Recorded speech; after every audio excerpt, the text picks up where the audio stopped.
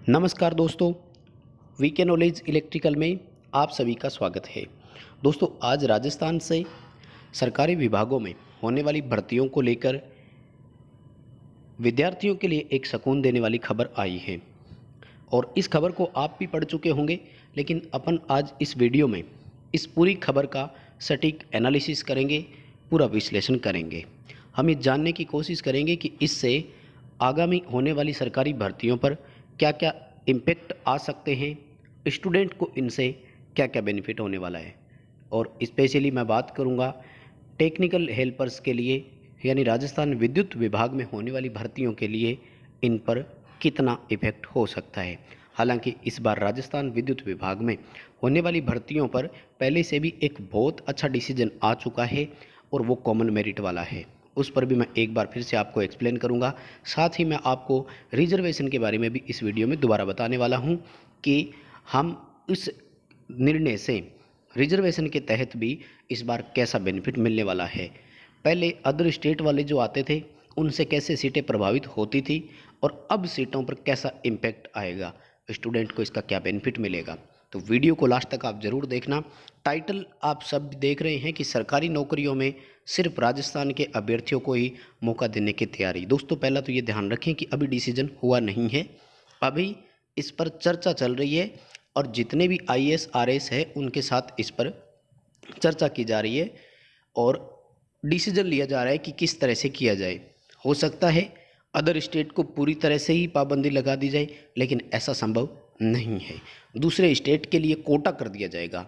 देखो, अब तक राजस्थान में होता क्या आया है कि जिस किसी भी वैकेंसी के लिए सीटें होती थी, तो जो अनरिजर्व कैटेगरी, जिसको हम ओपन कैटेगरी भी बोल सकते हैं, जो सीटें होती थी लगभग 50% ये सीटें थी। ईडब्ल्यूएस को आरक्षण 10% देने से पहले की बात कर रहा हूँ मैं। हालांकि अब इसमें से 10% ईडब्ल्यूएस को रिजर्वेशन और मिल गया है, तो अब ये 40% सीटें ही है। तो इन अनरिजर्व सीटों पर क्या होता था कि कोई भी जो टॉप करने वाले थे, चाहे वो किसी भी स्टेट से बिलोंग करते हो, किसी भी कैटेगरी से बिलोंग करते हो, वो इन अनरिजर्व सीटों पर भर्ती हो जाते थे, सेलेक्ट हो जाते थे, चाहे वो किसी भी स्टेट से हो। अब एक मैं छोटा सा एग्जांपल आपको देता हूँ। मान लीजिए कि किसी समय 100 सीटों के लिए एडवर्टीजमेंट आया, तो उनमें से 50 सीटें होती थी अनारक्षित, यानी खुली कैटेगरी के लिए होती थी। उस पर कोई भी टॉप 50 कैंडिडेट आते थे, वो किसी भी कैटेगरी के हो, वो किसी भी स्टेट के हो, इंडिया से होना चाहिए था। जबकि बाकी 50 सीटों पर अपनी अपनी रिजर्व कैटेगरी के कैंडिडेट आते थे।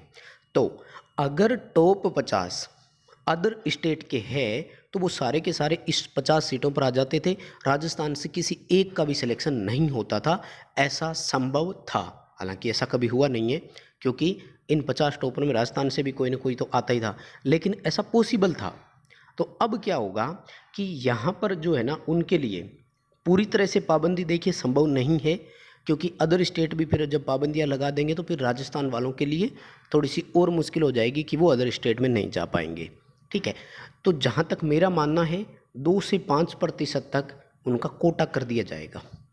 और ये मांग बहुत पुराने समय से भी उठती आ रही है, बहुत पहले से भी ये डिमांड हो रही थी कि अदर स्टेट वालों के लिए 5% कोटा निर्धारित कर दिया जाए। तो अब क्या होगा कि जैसे 100 सीटें आएगी तो 5 ही अदर स्टेट से लग पाएंगे, चाहे वो किसी भी स्टेट से हो। और ये ध्यान रखना है, अदर स्टेट वालों को एक दूसरे स्टेट में यानी इंटर स्टेट रिजर्वेशन कभी नहीं मिलता है। रिजर्वेशन या तो आपको पर्टिकुलर राज्य में मिलता है या फिर आपको केंद्र सरकार की नौकरी में मिलता है। तो अब क्या होगा, आपको यहाँ पर भी रिजर्व कर दिया जाएगा 5% सीटें, 2% सीटें, जितनी भी हो, ये आपके लिए अब हो सकता है। तो इससे देखो राजस्थान के अभ्यर्थियों पर क्या प्रभाव पड़ सकता है। देखिए, पहले क्या होता था, मैं एक एग्जाम्पल आपको छोटा सा देना चाहूँगा। माना कि 100 सीटें आई थी, तो 50 जो सीट थी वो ओपन कैटेगरी के लिए थी। ओबीसी को राजस्थान में, जैसा कि आप सबको पता है, 21% आरक्षण है। पहले 26 था, वो एसबीसी और जोड़ करके 21 मान लेते हैं। तो ओबीसी की सीटें हो गई 21। ध्यान से समझना दोस्तों, एक बहुत अच्छा एग्जाम्पल दे रहा हूँ। मान लीजिए कि कोई स्टूडेंट ओबीसी से ही था, ठीक है, तो वो ओबीसी वाले को सिलेक्शन होने के लिए टॉप 71 में आना पड़ेगा, तब उसका सिलेक्शन होगा। पहली बात तो ये, तो या तो अगर वो टॉप 50 में आता है तो अनरिजर्व में चला जाएगा, ओबीसी की 21 सीटें सुरक्षित रहेगी, कोई दिक्कत नहीं है।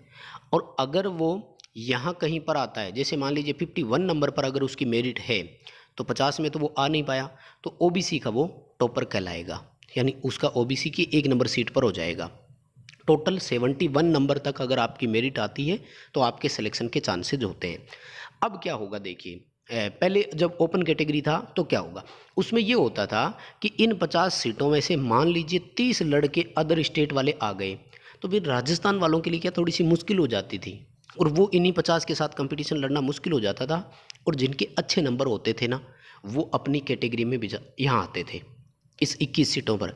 तो जो मीडियम पढ़ने वाले स्टूडेंट होते थे फिर वो बाहर हो जाते थे, या कमज़ोर थे तो वो बाहर हो जाते थे। अब क्या होगा कि जो अच्छे पढ़ने वाले ओबीसी के होंगे तो वो यहाँ आ जाएंगे, तो इन 21% सीटों पर मीडियम या जो कमज़ोर स्टूडेंट होंगे उनके सिलेक्शन के चांसेज अब बढ़ जाएंगे। तो ये एक तो इस डिसीजन से आपको बड़ा बेनिफिट मिलने वाला है। समझ गए होंगे, उम्मीद करता हूँ सबको।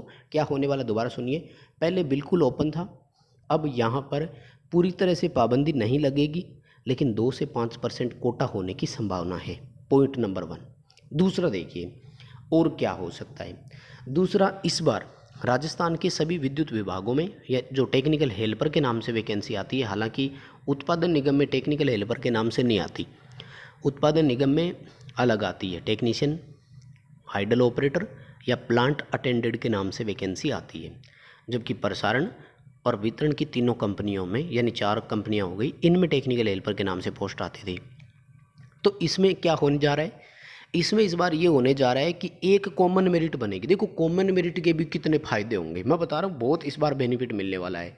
ठीक है, तो जब बहुत जल्दी वैकेंसी भी आ जाएगी, मुझे पता है इस वीडियो पर वैकेंसी के भी कमेंट्स आने वाले हैं, तो वैकेंसी के लिए अच्छा ट्विटर पर चल रहा है ट्रेंड, कोई दिक्कत नहीं है, अच्छी खासी मांग चल रही है, बहुत जल्दी आ जाएगा। क्यों? क्योंकि देखिए यहाँ पर आप देख रहे हैं, इसमें कांस्टेबल के लिए लिखित परीक्षा भी उन्होंने डिक्लेयर कर दी है। INJN और मिनिस्ट्रियल स्टाफ के लिए विद्युत विभाग में पहले से ही घोषणा हो चुकी है। रीट के लिए उन्होंने कह दिया कि वेटिंग लिस्ट हम जारी कर देंगे, और जो LDC के लिए 2008 में पद खाली रह गए थे उन पर भी वो जल्दी डिसीजन ले लेंगे। यानी अब सरकारी भर्तियों की ओर सिस्टम चलने लग गया, तो जल्दी ही टेक्निकल हेल्पर की भी वैकेंसी के चांसेज है। दूसरी बात, 5 कंपनियों में 6000 के आसपास पद आने की संभावना अब हो गई है थोड़ी सी, क्योंकि टोटल 9000 पदों की घोषणा हुई थी। उनमें से 1500 पदों पर अगर वैकेंसी वहाँ हो जाती है तो लगभग अपने पास 6000 से 6500 के बीच में पद पीछे और रह जाते हैं। तो उम्मीद बनती है कि 6000 पदों पर ये भी चांसेज है। ठीक है, तो अब क्या होगा, देखो कॉमन मेरिट बनेगी, तो इसलिए स्टूडेंट के पास क्या बेनिफिट है। पहले क्या होता था कि स्टूडेंट, मान लीजिए उसने जयपुर डिस्कॉम भर दिया था, जयपुर डिस्कॉम की मेरिट हाई गई, जोधपुर डिस्कॉम की मेरिट नीचे थी, लेकिन उसका सिलेक्शन नहीं हो पाएगा। लेकिन इस बार क्या होगा, पहले वो प्रसारण निगम में, वहाँ नहीं हुआ तो उत्पादन निगम, फिर अपने पर्टिकुलर जिस डिस्कॉम में वो जाना चाहता है। यानी 5 कंपनियां हैं और उसके पास 5 ऑप्शन है, एक में नहीं तो दूसरी में, दूसरी में नहीं तो तीसरी, किसी एक में सिलेक्शन के चांसेज है।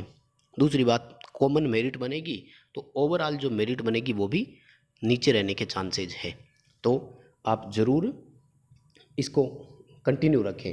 तो ये अपने लिए खुशखबरी थी, तो आप बने रहिए सभी, और वीडियो को लाइक ज़रूर करें, अपने दोस्तों को आगे शेयर ज़रूर करें।